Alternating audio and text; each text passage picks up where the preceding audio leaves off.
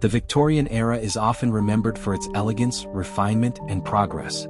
It was the age of Queen Victoria, of horse-drawn carriages rolling through cobblestone streets, of top hats and corsets, of gas lamps flickering against foggy nights. It was the time of rapid industrialization, of sprawling cities, and of a moral code so rigid that even the sight of a bare ankle could cause whispers of scandal. Yet, beneath the polished manners and ornate facades, hidden behind lace curtains and discreet doorways, there existed another world, a darker underbelly that polite society refused to acknowledge. It was the world of brothels. And within those brothels were secrets so horrifying that even the most hardened souls of the 19th century would tremble if they knew the truth. Imagine walking through the dim streets of London in 1850. The air is damp, carrying with it the stink of coal smoke, sewage, and sweat. The fog curls like ghostly fingers around gas lamps, blurring the lines between safety and danger. You pass gentlemen in fine coats hurrying into carriages, beggars curled on the cold stones, and women standing in doorways, their painted faces lit by lanterns. They smile, beckon, whisper promises of pleasure, but their eyes, if you look closely enough, tell a different story. They are eyes that have seen hunger, fear, and cruelty. These are not simply women of choice, but often women of desperation, manipulation, and entrapment. Victorian brothels were not just places of secret indulgence. They were machines feeding off poverty, hypocrisy, and silence. Some were gilded establishments where wealthy men lounged on velvet sofas while sipping brandy, their desires entertained by young girls dressed like dolls. Others were squalid, crumbling houses in slums, where straw mattresses reeked of disease, and where women were treated as little more than disposable commodities. One horrifying secret lay in who these women actually were. The public liked to imagine that prostitutes were immoral women, naturally fallen, drawn to vice by their own weakness. But the truth was far more sinister. Many were children, barely in their teens, lured or forced into the trade. Poverty-stricken families sometimes sold their daughters to procurers for a handful of coins. Others were orphans, abandoned to the streets, where survival meant choosing between starvation and exploitation. There were even organized gangs known as procurers or madams, who promised work as servants, seamstresses, or actresses, only to lock the girls inside brothels once they arrived. Escape was nearly impossible. Once branded a prostitute, society closed its doors forever, condemning them to a lifetime in the shadows. Behind the heavy curtains of these establishments, violence was common. Clients were not always gentlemen whispering poetry. Many were brutal, demanding, and careless with human lives. Women were beaten, threatened, and sometimes killed, their deaths hidden under silence. In the slums of Whitechapel, corpses of young women occasionally surfaced in alleys, their connection to brothels whispered but never investigated. Police, bribed or indifferent, looked the other way. For the women trapped inside, justice was not even a word worth uttering. Disease was another secret that crawled through these houses of pleasure. Syphilis, gonorrhea, and other venereal infections spread unchecked, leaving women scarred, blind, or dead before they reached 25. Treatments were cruel and ineffective, mercury ointments that poisoned as much as they cured, painful injections, or folk remedies that only worsened the suffering. The men who carried diseases often returned to their respectable wives, infecting entire families, while the women in brothels bore the blame. Doctors, when they bothered to examine prostitutes, often treated them as medical curiosities, not patients deserving of care. But perhaps the most horrifying truth of all was the market for youth.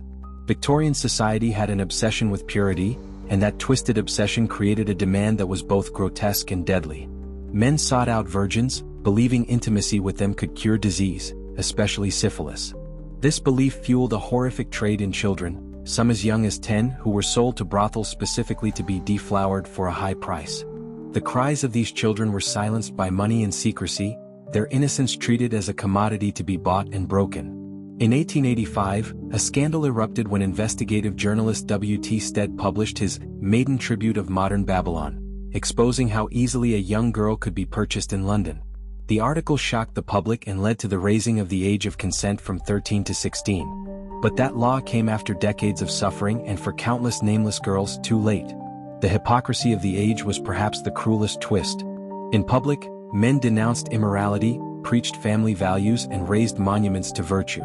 In private, many of those same men slipped into brothels at night, shielding their identities with masks or false names.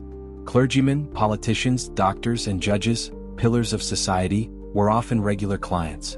Brothels thrived not because of the fallen women but because of the respectable men who paid for their silence. And the women themselves were blamed, shunned, and damned, while their abusers returned to society without a stain on their names. Life inside these establishments was a theater of survival. Some women painted their faces to hide bruises, some laughed and flirted while silently calculating how many nights they could endure, and some clung to opium and gin to dull the pain. Addiction became another chain, keeping them bound to the brothel, as debts for drugs and lodgings ensured they could never leave. Even the brothel madams, who often appeared as powerful figures, were usually women who had once been trapped themselves, now perpetuating the same cycle to avoid destitution. And while men indulged in fantasies of seduction, the reality was often grotesque. Rooms were damp, lice-infested, with peeling wallpaper and broken furniture. The air reeked of sweat, smoke, and despair. Behind every forced smile was a story of loss, of a family that had disowned them, of a child left to die in a workhouse, of a dream that had been crushed under the weight of hunger and betrayal. The brothel was not a place of pleasure, but a graveyard of broken spirits. Not all brothels looked the same. In London's West End there were so-called aristocratic brothels, where women were dressed in fine silks, trained to entertain wealthy clients with music, conversation, and false affection. These houses looked glamorous on the surface, but their women were often just as trapped, their beauty auctioned to the highest bidder. In the East End the brothels were brutal, cheap, and deadly. Here, prostitutes lined up like merchandise, chosen not for charm but for affordability. For many clients, it was not passion but power that drove them, the thrill of control over someone with no escape. The brothels also hid another secret: trafficking across borders. Some women were brought from Ireland, France, or even as far as India, shipped into England with false promises of employment, only to vanish into the labyrinth of London's vice trade.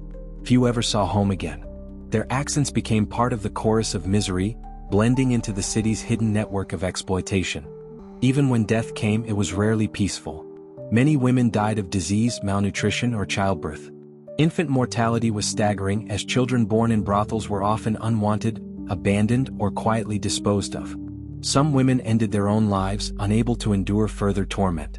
The newspapers would occasionally report such deaths, labeling them as tragic cases of fallen women, but never daring to expose the system that had crushed them. Their names disappeared into obscurity, while the brothels continued their business the next night. And yet, within this darkness, there were whispers of resilience. Some women managed to escape, finding work in laundries, factories, or missions run by reformers. A few activists and charities, often women themselves, tried to offer shelter and rehabilitation, though their efforts were small compared to the vastness of the problem. The struggle to escape was immense, but every story of survival shone like a candle in the suffocating night of exploitation. By the end of the Victorian era, the secrets of brothels were harder to ignore. Reformers campaigned, journalists exposed the horrors, and public outrage slowly began to push for change. The Contagious Diseases Acts, which had targeted prostitutes for invasive medical inspections, were repealed. The age of consent was raised. Rescue homes were established. But the scars of that era remain, etched into the hidden history of the women whose voices were silenced. When we look back at the Victorian age, it is easy to admire the grandeur of its architecture, the elegance of its fashion, the brilliance of its literature. But the brothels remind us of the hypocrisy and cruelty that thrived in the shadows. They were not dens of sin as society claimed, but prisons of suffering, where women and children were trapped in cycles of exploitation created by the very men who condemned them. To walk through those brothels in your imagination is to hear the cries that were never heard, to see the bruises hidden under powder, to feel the weight of chains made not of iron but of shame, silence, and power. They are a reminder that history is not only the story of the powerful but also of the powerless, whose suffering was hidden behind locked doors and heavy curtains. The horrifying secrets of Victorian brothels are not just tales of vice, but warnings about the dangers of hypocrisy, of unchecked power, and of a society that condemns the vulnerable while protecting the guilty. The velvet curtains have long been drawn, the gas lamps extinguished, the houses torn down or converted into respectable shops and apartments. But if walls could speak, the echoes of those forgotten women would still tremble through the bricks. Their stories, though buried, are not lost. They remind us that behind every age of elegance, there is often a shadow, and in the Victorian era, that shadow was filled with brothels, secrets, and suffering.